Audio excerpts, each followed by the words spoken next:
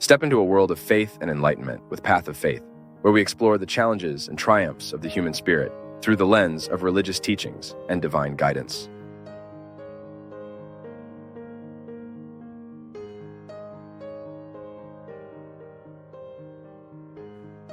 It's a passage from St. Paul to the Corinthians where St. Paul safeguards, drawing attention to the need we have to care for the treasure that is faith. He says, "But we have this treasure in jars of clay to show that this all-surpassing power is from God and not from us. We are hard-pressed on every side, but not crushed, perplexed, but not in despair, persecuted, but not abandoned, struck down, but not destroyed. We always carry around in our body the death of Jesus, so that the life of Jesus may also be revealed in our body. For we who are alive are always being given over to death for Jesus' sake, so that his life may also be revealed in our mortal body. So then, death is at work in us, but life is at work in you." This treasure we carry is in jars of clay. When we speak here initially that our faith doesn't always have the maturity to understand this partnership between God and humanity, or even to realize that in this partnership, the primacy is always of divine grace. St. Augustine said that we are not capable of doing good unless good had first been given to us. So you see, what I do because God has already done it in me. God only asked for what he's already given us. Look at how interesting this is. If he asked me to love, it's because he has already given me love before. If he asked me to be good, it's because he has already given me goodness before. It's the corroboration of this word. I cannot be by myself. It is always God who sustains me, who helps me. And that's why I need to identify in the daily life of my life, how can I live this partnership without pretending to be his advisor, to keep telling him, because the advisor's like that. I know because I have an advisor in my daily life, and I know how it works. Sometimes I'm there, ready to receive so-and-so, the advisor comes, his name, blah, blah, blah, so that I can greet so-and-so when he arrives, already with the information. So it's that quick information. I'm in the van, and the girl is already talking. "Father, the event is such, talking about such and such who will receive us. It's Bishop so-and-so, I don't know what, blah, blah, blah. The priest will be there, this and that, so that I know who the people are." Sometimes we want to do the same thing with God. We think we're his advisor, that we're going to tell him all the news of the world. It's like that prayer we sometimes see out there, isn't it? "Oh Lord, look at him, how sad he is. Heal him, Jesus." Isn't that right? As if he were not able to know what needs to be done. As if the wisest one in the story were me. "You see, Lord, she's very upset with life. Come on, Jesus, fix this in her life." Folks, our prayer cannot have that load of arrogance. You know why? Because it doesn't mature us. Lord, we present the person. We present their reality. We believe in your love. We believe in your goodness. That's it. We become more humble in prayer, And then we'll also allow that prayer to clarify within us what we need to do for the miracle to come true. Because it's very convenient, isn't it? To believe in a Nestor God who is always at your disposal, ready to do everything you ask, the way you ask, and in the order you ask. And woe betide him if he doesn't do it the way you ask, when you ask. No, it can't be like that. Our faith has to give us the confidence that he does what really needs to be done, and that sometimes we don't even know. We're so limited that sometimes we think what God needs to do is move this thing from here to there. And we're convinced of that, when in fact, we might be very mistaken. No, God doesn't have to move this thing from here. He just has to drag it over here. And sometimes it takes us a while to realize that what we were asking for wasn't honest. And then God did everything the way we didn't want it.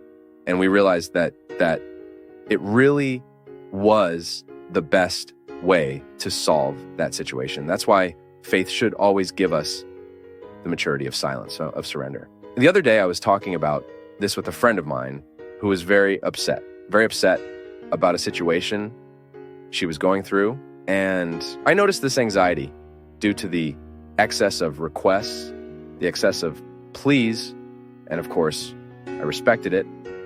I'm not in her. I'm not feeling the pain she feels, I'm not experiencing the despair she experiences. Oh, but if my opinion is asked, I don't miss the opportunity. Don't you think you should withdraw more, ask less? You've already asked. You know so closely the mercy of God. Why doubt it now? Because if I ask too much for the same thing, it's as if I were showing it to myself, not to him, folks. Prayer. We need to scale. It's what it does to us. If I ask too much for the same thing, I can generate within me a silent disbelief, or then a belief that God only answers when we insist. Insistence is not to change what he thinks. Insistence must be if it exists. And then we have to change the words. We have to stop asking him.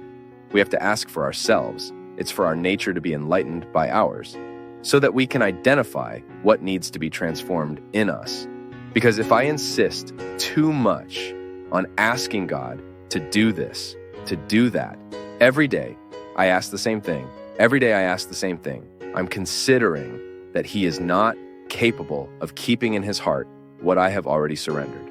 I wish that in your struggles, you always have the right and the possibility to withdraw your excesses so that you can have before your eyes your fundamental truth, without exaggeration, just you. And from that, you rediscover the path of life. Thank you for your kindness, for your attention, and may God bless you greatly. May God pour out on your heart, on your home, on your life, the disposition that characterized the heart of Our Lady, so that in her example, we too can be true Christians, always carrying Jesus in our arms to present him to those who do not yet know him.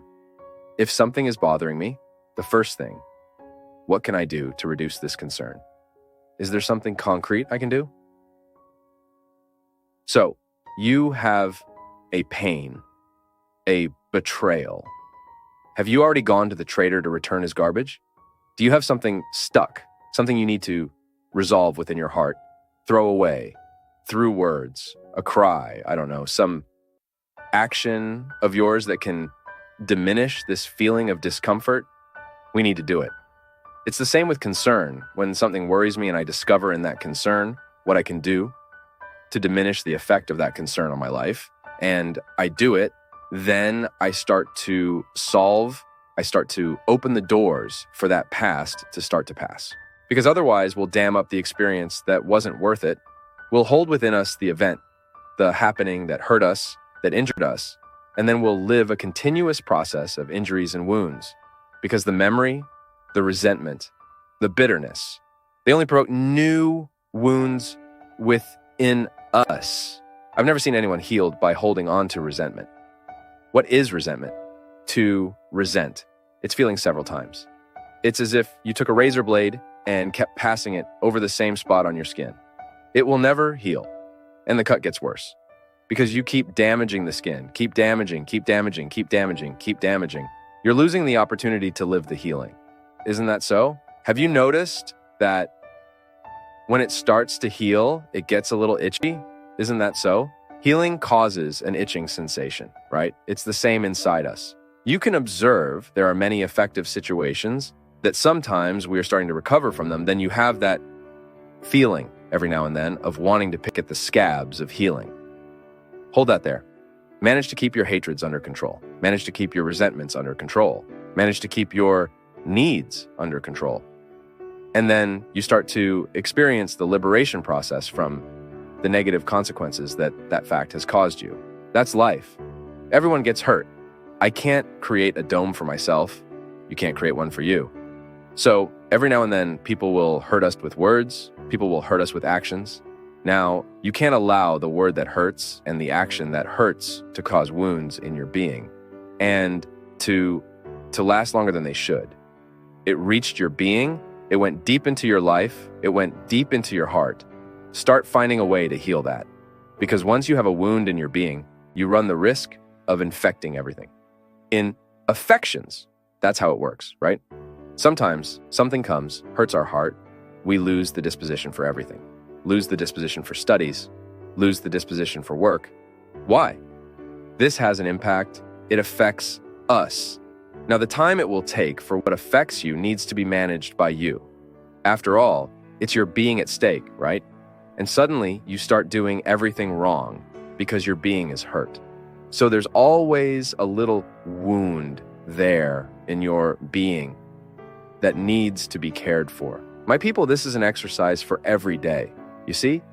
Living the experience of being with Jesus is managing within us all these healings that we need to experience so that we become like Jesus. I want to be like him, but to be like him, I need to heal many things that are wrong in my being. I need every now and then to visit my past, to understand the present. Why am I sometimes arrogant? Was there a time in my life when I was humiliated too much? And because I was humiliated too much, I have difficulty managing the moments when someone contests me. No one is by chance. Healing of being happens. When we pray, when I ask God to come and heal my heart, to come and heal my mind, these are expressions we use all the time. But God often heals our heart, heals our mind through our reflection. When you start to put your disordered feelings in order, when you start to regain the harmony that life and events sometimes take away. And that's what I wish for you. That in today's day of your life, of your story, you are committed to healing the wounds of your being.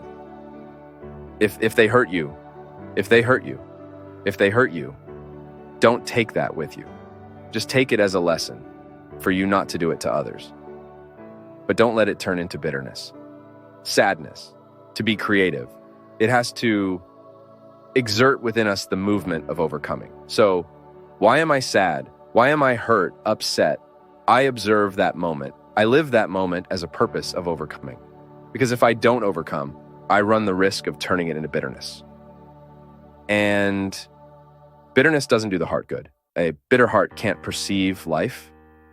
A bitter heart remains focused on the same things.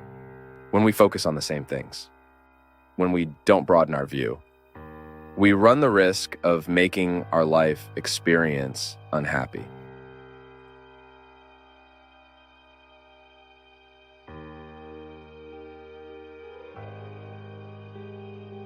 As we come to the end of our time together on Path of Faith, we invite you to continue the conversation in the comments section below. Don't forget to show your support by liking, sharing, and subscribing to our channel for more inspiring messages.